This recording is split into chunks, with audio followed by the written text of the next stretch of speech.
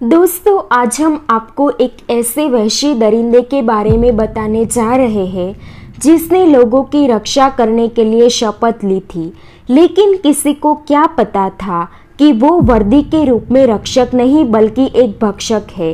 ये एक ऐसा सीरियल रैपिस्ट, किलर और लुटेरा था जो खूंखार अपराध से पहले एक रक्षक की वर्दी पहनता था। एक ऐसा दरिंदा जिसने पूरे बेंगलुरु और कर्नाटका में 90s के दशक में डर का माहौल बना दिया था, जिसकी वजह से औरतें अपने घरों से बाहर निकलने से डरने लगी थी। इस दरिंदे के खौफ का अंदाज़ा आप इसी बात से लगा सकते हैं कि उस दौरान कर्नाटका और बेंगलुरु में लोगों ने डर की वजह से अपने घरों में ग्रिल्स लगाना शुरू कर दिया था। हम बात कर रहे हैं एक ऐसे शख्स की जो पूरे इंडिया में बीस्ट ऑफ बेंगलुरु के नाम से बदनाम है। जी हाँ दोस्तों, हम बात कर रहे हैं सीरियल रैपिस्ट और सीरियल किलर उमेश रेड्डी की।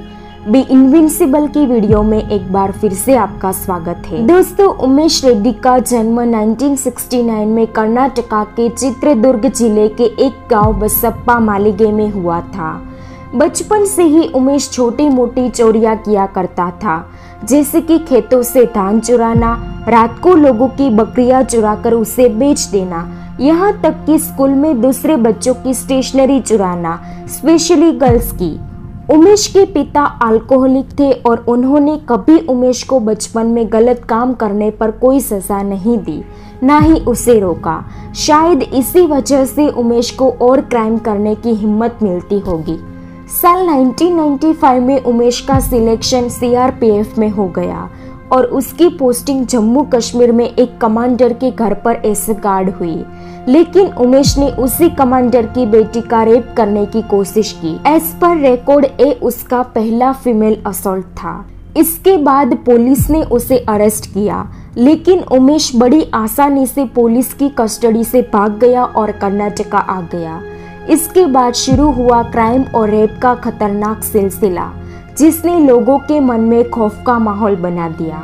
कर्नाटका आने के बाद 1966 में उसकी जॉब डिस्ट्रिक्ट आर्म्ड रिजर्व में लगी। जाहिर था कि भर्ती के दौरान बैकग्राउंड चेक नहीं किया गया था। अगर उस वक्त उसका बैकग्राउंड चेक किया जाता तो शायद कई गुनाह टाले जा सकते थे। उसी दौरान 13 दिसंबर 1996 में जब दिव्या नाम की एक लड़की अपने घर जा रही थी, तब उमेश ने सुमसाम रास्ते का फायदा उठाकर दिव्या पर हमला किया। बाद में उसका ब्रूटल तरीके से रेप करने के बाद उसके सारे गहने चुराकर उसे निर्वस्त्र हालत में छोड़कर भाग गया। विक्टिम निर्वस्त्र होने के कारण हेल्प के लिए चिल्ला नहीं सकती थी और उमेश को उसी दौरान भागने का समय मिल गया। गहने चुराते वक्त उसने दिव्या के कानों से ईयरिंग्स इतनी बेदर्दी से खींची कि उसकी कान की ईयरलॉब्स फट गई, जो उमेश की मेंटल कंडीशन बताती है। उसे लोगों को तकलीफ में देखना अच्छा लगता था। वो एक सैडिस्ट था। इस हादसे के कुछ ही दिनों के बाद 4 दिसंबर 1996 में एक और लड़की गीता उमेश का शिकार हुई, जो अपने पिता के साथ घर लौट रही थी। उसके पिता को दुकान से कुछ सामान लेना था, तो उसने गीता को अकेले ही घर जाने के लिए बोला। जब गीता घर जा रही थी तो उसे रास्ते में अकेला देखकर उमेश ने उस पर हमला किया और उसका गला पकड़ लिया। लेकिन फॉर्चुनेटली गीता के पिता, जो दुकान से सामान लेकर घर आ रहे थे, वो वक्त पर वहां पहुंच गए और उमेश को वहां से भगा दिया। लेकिन उस दौरान गीता ने उमेश का चेहरा देख लिया था। इस हादसे के सिर्फ 2 दिन बाद एक और मासूम और नाबालिग लड़की, जो सिर्फ 16 साल की थी, उमेश की हैवानियत और दरिंदगी का शिकार हुई। वो लड़की थी पल्लवी, जिसका रेप और मर्डर करने के बाद उसे बिना कपड़ों के छोड़ दिया गया था। इस मर्डर के बाद लोगों के दिलों में खौफ मंडराने लगा। इसके कुछ दिनों बाद चित्रदुर्ग में 22 जनवरी को रिपब्लिक डे के लिए परेड की प्रैक्टिस की जा रही थी। उस प्रैक्टिस में गीता भी शामिल थी, जिसको उमेश रेड्डी ने असॉल्ट करने की कोशिश की थी। अचानक गीता की नज़र एक लड़के पर पड़ी जो ग्राउंड की मार्किंग कर रहा था। उस लड़के को देखकर गीता की धड़कनें तेज हो गई। वो लड़का और कोई नहीं, वही लड़का था जिसने उस रात गीता पर हमला किया था। वो लड़का एक पुलिस वाला था। बाद में गीता के कहने पर उमेश पकड़ा गया। पुलिस वालों को शक था कि उमेश ने ही शायद पल्लवी का मर्डर किया होगा, लेकिन उसके खिलाफ कोई सबूत नहीं था और उमेश पर सिर्फ गीता के साथ अटेम्प्टेड टू रेप के चार्जेस लगे। इसी वजह से उमेश को आसानी से बेल भी मिल गई। बेल मिलते ही उमेश रेड्डी फरार हो गया। इसके बाद उसने बेंगलुरु में एक इनकम टैक्स ऑफिसर की पत्नी की हत्या को अंजाम दिया। इसके अलावा उसने अहमदाबाद और बड़ौदा में 3 और लड़कियों को अपना निशाना बनाया। उमेश की अगली गिरफ्तारी 7 जुलाई 1997 को हुई थी। पुलिस को उस दौरान कंप्लेन मिली कि महिलाओं के अंडरगारमेंट्स जो सुखाने डाले गए थे चोरी हो जा रहे हैं। इस मामले में पुलिस ने उमेश को रंगे हाथ पकड़ा तो उसके घर से औरतों के अंडरगारमेंट्स का एक बैग मिला। पुलिस को तब उसने अपना नाम रमेश बताया। पुलिस जब उसे पूछताछ के लिए ले जा रही थी वो एक और बार भाग निकला। पुलिस की कैद से भागकर उमेश लगातार हत्याओं को अंजाम देता रहा। 28 फरवरी 1998 को उसने जयश्री सुब्बैया नाम की एक विधवा औरत को उसके घर में रेप कर उसे मार डाला। इस वारदात के कुछ ही दिनों के बाद उमेश ने एक और औरत के रेप की कोशिश की, लेकिन इस बार औरत ने हल्ला मचा दिया और भागने के चक्कर में उमेश ने पहली मंजिल से नीचे छलांग लगा दी। इसी चक्कर में उसका पैर मुड़ गया और पड़ोसियों ने उसे पकड़कर पुलिस के हवाले कर दिया, लेकिन एंकल में फ्रैक्चर होने की वजह से उसके पैर में प्लास्टर लगा होने के बावजूद Umesh Reddy nature's call attempt करने के बहाने पुलिस की कैद से भाग गया। उमेश करीब 5 बार पुलिस के हाथों पकड़ा गया, लेकिन उमेश इतना शातिर था कि वो हर बार पुलिस के चंगुल से भाग जाता। वो इतना शातिर था कि जब भी उसे कहीं ट्रांसफर किया जाता वो कुछ ना कुछ बहाना बनाकर भाग जाता। जब पहली बार उसे पकड़ा गया तो उसने नेचर्स कॉल अटेम्प्ट करने का बहाना बनाया और मौका देखते ही हाथ में हथकड़ी होने के बाद भी भाग गया। उमेश अपने शिकार को चुनने के लिए काफी प्लानिंग करता था। वो सुबह 11 बजे से लेकर शाम 3 बजे के बीच जब घर में और कोई न हो तब घर की अकेली औरतों को अपना शिकार बनाता था। अक्सर घर में घुसने के लिए वो पानी मांगने या पता पूछने का बहाना बनाता। इसके बाद चाकू की नोक पर वो औरतों का रेप करता और फिर उसकी हत्या कर डालता। कई वारदातों में उसने मृत शरीर के साथ भी रेप किया था।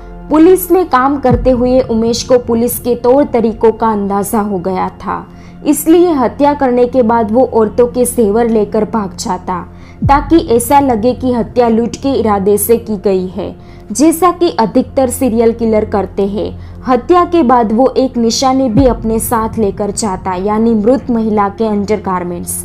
जब जब पुलिस ने उसके रहने की जगह पर छापा मारा तब तब उसे बोरिया भर भर कर लड़कियों के अंडरगारमेंट्स मिले। वो रात को लड़कियों के कपड़े पहनकर सोता था और मास्टरबेट करता था। उमेश के मर्डर करने का एक पैटर्न था। पहले वो विक्टिम को साइलेंट करने की कोशिश करता था। इसी वजह से ज्यादातर विक्टिम की मौत स्मोदरिंग यानी सांस ना आने की वजह से हुई थी। कई विक्टिम की बॉडी पर बाइट मार्क्स मिले थे, स्पेशली इनर लिप्स पर। भागने से पहले वो विक्टिम को हमेशा बिना कपड़ों के छोड़ जाता ताकि विक्टिम हेल्प के लिए चिल्ला ना सके और उसे भागने का मौका मिल सके। एक अकेले इंसान ने पूरे बेंगलुरु और कर्नाटका में ऐसा खौफ बना दिया कि औरतों ने घर से बाहर निकलना बंद कर दिया। लड़कियों ने स्कूल जाना छोड़ दिया। आखिरकार 17 मई 2002 को उमेश एक आखिरी बार फिर पुलिस के हाथ लगा। उस दिन उमेश एक ट्रेन पकड़कर बेंगलुरु पहुंचा था। यहाँ उसने यशवंतपुर नामक रेलवे स्टेशन के क्लोक रूम में अपना सामान रखा और करीब 8 बजे के आसपास एक सैलून में बाल कटाने के लिए पहुंचा।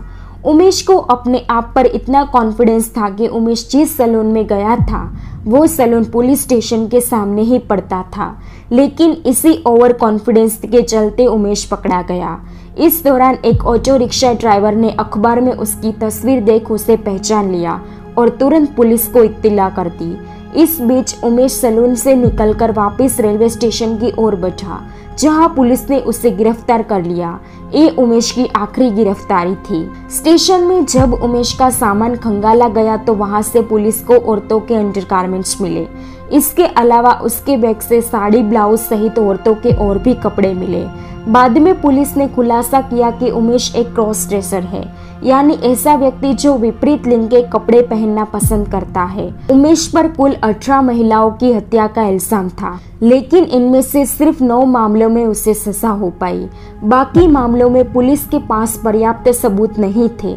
26 अक्टूबर 2006 को बेंगलुरु फास्ट ट्रैक कोर्ट ने उसे फांसी की सजा सुनाई। अदालत में उमेश ने बयान दिया कि वो पैसों की खातिर ये सब कर रहा था ताकि अपनी मां का इलाज करा सके, लेकिन अदालत ने माना कि पुलिस की गिरफ्त से बार बार फरार होकर उसने हत्याओं को अंजाम दिया। इसका मतलब ये था कि उसे अपने किए का कोई पछतावा नहीं है। चूंकि फांसी का मामला था, इसलिए केस हाई कोर्ट तक पहुंचा, लेकिन कर्नाटका हाई कोर्ट ने 2009 में उमेश को मौत की सजा सुनाई। 2011 में भारत के हाई कोर्ट द्वारा इस फैसले को बरकरार रखा गया। उमेश रेड्डी द्वारा दया याचिका दायर करने के बाद सुप्रीम कोर्ट ने 2022 में उसकी मौत की सजा को मजीद 30 साल की सजा में बदल दिया और अभी उमेश रेड्डी जेल में है। लेकिन क्या ये फैसला सही था? दोस्तों, आपका कोर्ट के इस फैसले के बारे में क्या कहना है? कमेंट सेशन में जरूर बताएं। उम्मीद है बी इनविंसिबल की ये वीडियो भी आपको जरूर पसंद आएगी और आप इसे भरपूर लाइक और शेयर करेंगे। हमें आपकी प्यारी प्यारी कमेंट्स का इंतजार रहेगा। मिलते हैं नेक्स्ट वीडियो में।